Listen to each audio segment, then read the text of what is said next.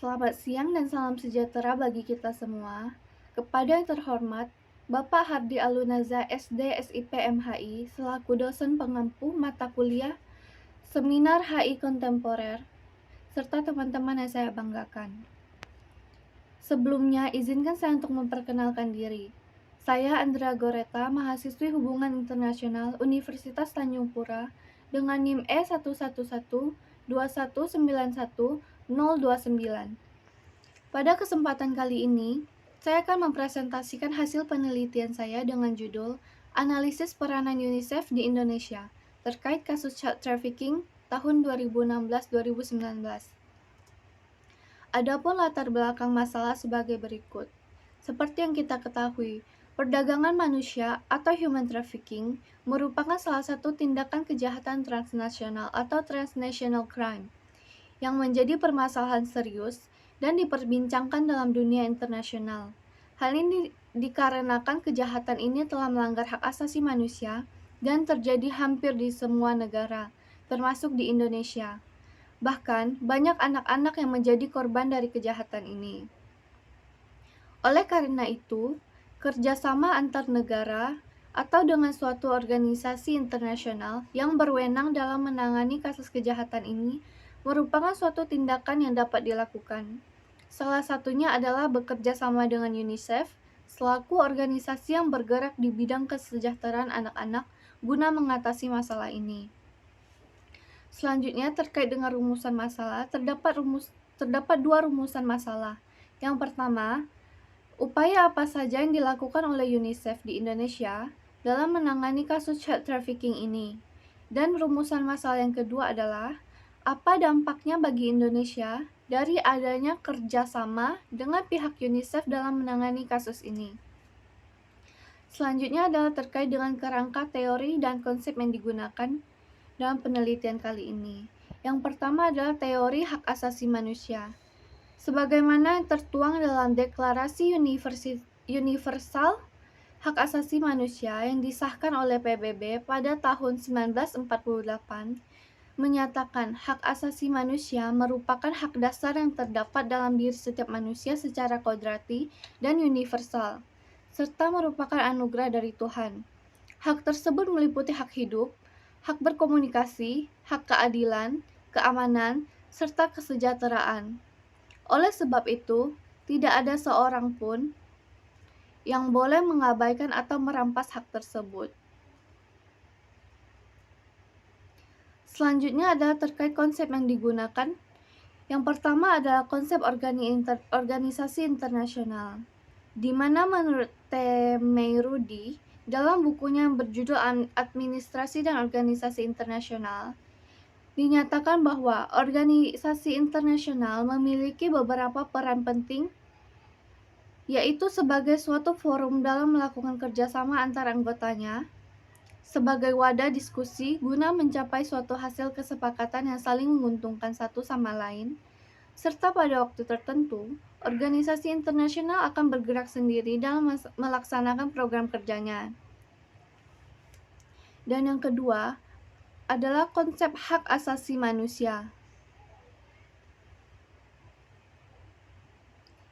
Yang mana menurut Jan Matterson, hak asasi manusia merupakan hak yang terdapat pada setiap manusia. Dan manusia mustahil untuk hidup selayaknya manusia apabila tidak memiliki hak tersebut. Hak tersebut meliputi hak asasi pribadi, hak atas hukum, ekonomi, peradilan, politik, serta sosial budayanya. Dan yang selanjutnya adalah alur pemikiran dalam penelitian kali ini.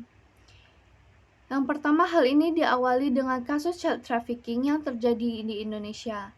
Kasus itu dilatari beberapa faktor, seperti faktor ekonomi, faktor pendidikan, serta faktor sosial. Dengan adanya kasus tersebut, dimulailah kerjasama antara Indonesia dan UNICEF. Dan dari kerjasama tersebut dihasilkanlah sebuah kesepakatan melalui program kerja G2G atau Government to Government dan non-G2G. Konsep organisasi internasional yang digunakan pada penelitian kali ini adalah untuk mengkaji bagaimana kerjasama Indonesia dan UNICEF. Sedangkan konsep hak asasi manusia adalah untuk mengkaji kasus child trafficking yang terjadi di Indonesia. Selain itu, terdapat teori hak asasi manusia yang digunakan untuk mengkaji apa saja program kerja yang dihasilkan dari kerjasama antara Indonesia dan UNICEF ini. Selanjutnya adalah metodologi penelitian yang digunakan. Yang pertama adalah jenis penelitian. Pada penelitian ini, peneliti menggunakan jenis penelitian deskriptif kualitatif.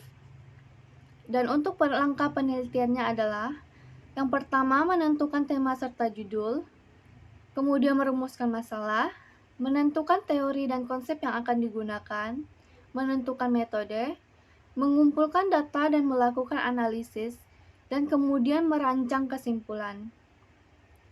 Untuk lokasi dan waktu penelitian ini, peneliti melakukan penelitian di Pontianak, tepatnya di Perpustakaan Universitas Tanjung Pura, dan waktu penelitian diperlukan adalah sekitar 4 bulan.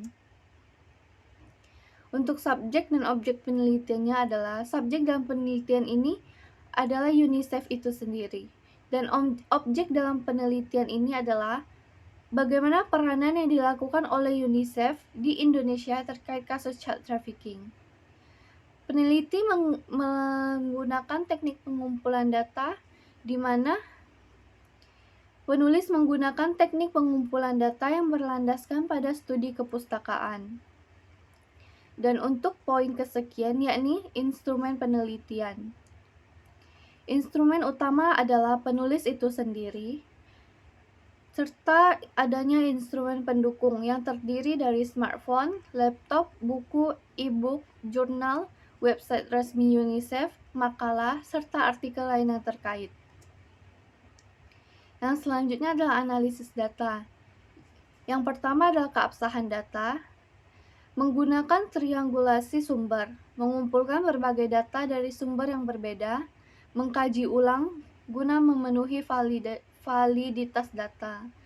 Dan selanjutnya adalah teknik analisis data, di mana penulis mengumpulkan data yang berkaitan dengan fenomena yang akan dibahas, mengkaji data yang diperoleh, mengaplikasikan teori, serta membuat kesimpulan.